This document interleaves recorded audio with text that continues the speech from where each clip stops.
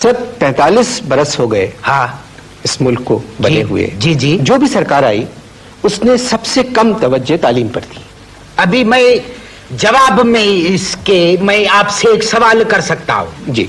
अभी आप मेरे को बताओ, आप खुद भी पढ़े लिखे आदमी हो, आपके हम टीवी पे देखते हैं प्रोग्राम। अभी ये बताओ आपके हमारे मुल्क में कितने % लोग जो है वो पढ़े लिखे हैं?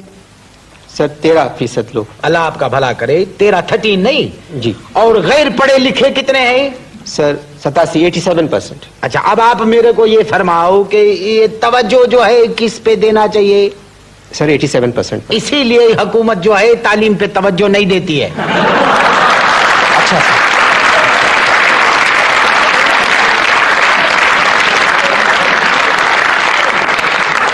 मैं आप लोगों को बताता हूं कि हुकूमत इसलिए तालीम पे तवज्जो नहीं देती है, बल्कि हुकूमत की अभी ये पॉलिसी है कि जो 13% पढ़े लिखे हैं ना, इनसे भी तालीम छीन के 87% में बराबर बराबर बांट दो, ताकि सबका स्टेटस जो है वो बराबर हो जाए। दिस इज इंटरनेशनल जमहूरियत।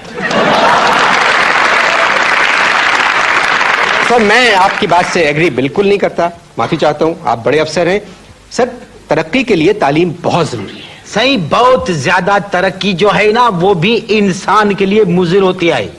सर ये आप कैसे बात कर सकते? अभी BCCI ने कितनी तरक्की की। रात को आदमी करोड़पति सोया है, सुबह चाय का पत्ती उठाए।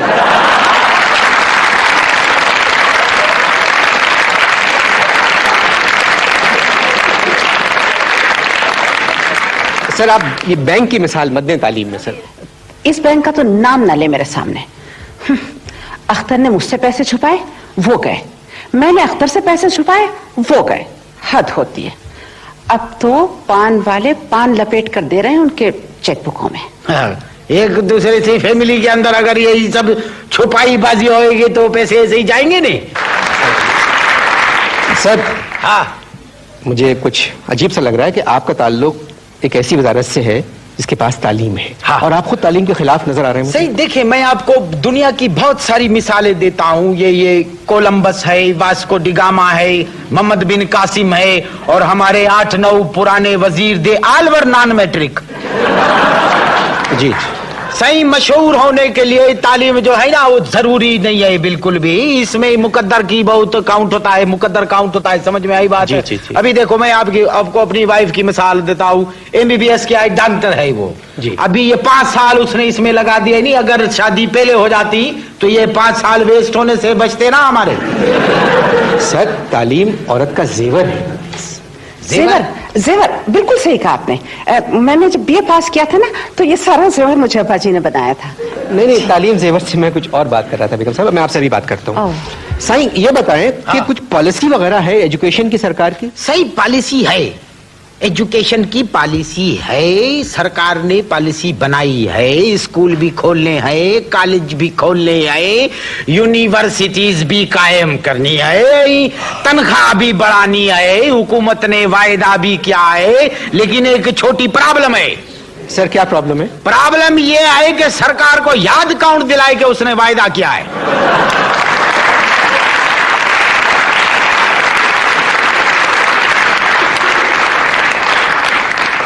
सर आप इतने बड़े ओहदे पे फायज हैं, आप याद दिलाएं सर। अरे बाबा माफी दो, एक दफा हमने याद दिलाने की कोशिश किया था, 20 ग्रेड से 19 पे आ गया। And by God I don't like 18। तो ये करें आप कि आप ये वजारत छोड़ दें। है? आप एजुकेशन मिनिस्ट्री छोड़ दें। फिर किधर जाए? दूसरी वजारत में जाए?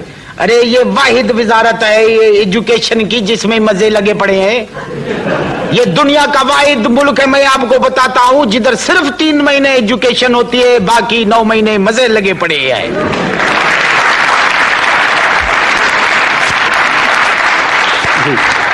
जरा सा कोई प्रॉब्लम होता है एजुकेशन बंद, जरा सा प्रॉब्लम होता है सारा नजला एजुकेशन पे आता है। एजुकेशन कैसे ठीक होगी? आप इंटरनेशनली कैसे खड़े होंगे? मैं कोई गलत बात आपसे बोल रहा हूं? और फिर इसी दरमियान में फॉरेन ट्रिप भी लगा देते हैं आपके लिए। हाँ। अच्छा, एक बात बताएं। हाँ, ये जो छोटे छोटे स्कूल खुले थे गरीब बच्चों के, इनका क्या हुआ? ये बुझ गए। सही, ये बुझ गए। ये किसी और पावर के बल्ब थे।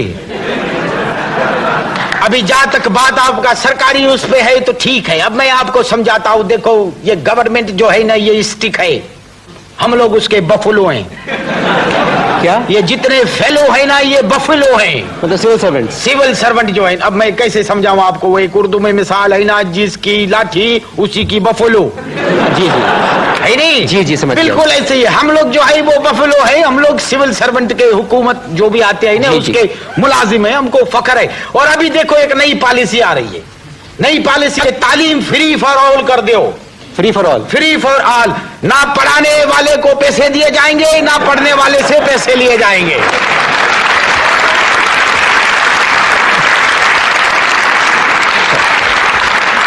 और मैं आपको अनवर मकसूद साहब ये चैलेंज करता हूं कि इंशाल्लाह हम लोग फर्स्ट इन एशिया होंगे कि जिसकी मर्जी आए पढ़ाए, जिसकी मर्जी आए पढ़े।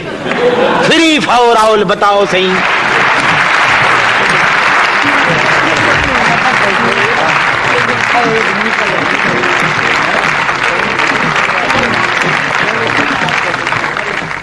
मैं आपको एक बात बताता हूं साईं, दुनिया किधर से किधर पहुंच गई है। हम लोग एजुकेशन पे ही लगे पड़े हैं। Education education education. अरे साईं खुदा को मानो, ये हम लोगों को फिलासफर पैदा करने हैं, हम लोगों को स्कॉलर पैदा करने हैं, डॉक्टर पैदा करने हैं, इंजीनियर पैदा करने। ये छोटे छोटे ये एजुकेशनिस्ट पैदा करके आप इंटरनेशनल लेवल पे आप मुकाबला नहीं कर सकते। मैं सही जाता हूं एजुकेशन कॉन्फ्रेंस में world over, Bhutan, Sri Lanka, Norway, इधर उधर दुनिया भर। भूटान में मेरे को याद आया, भूटान में तो अजीब सिस्टम है सही। उधर मुसाफिरों की चेकिंग जो है नहीं, ऐसी तरीके से करते हैं, मेरी 4-5 दफा चीख निकलते निकलते रह गई सही। जी जी। मैं बोला बाबा ये तुम क्या किस तरह का चेकिंग? तो वो बोला इधर का तरीका ही यही है। सही हम लोगों को जो है नहीं फिलासफर पैदा करने हैं, हम लोगों को एजुकेशनिस्ट पैदा करने हैं, स्कॉलर पैदा करने हैं। बहुत सही कहा आपने। प्लीज सर मैं बात कर दूं जरा से। मुझे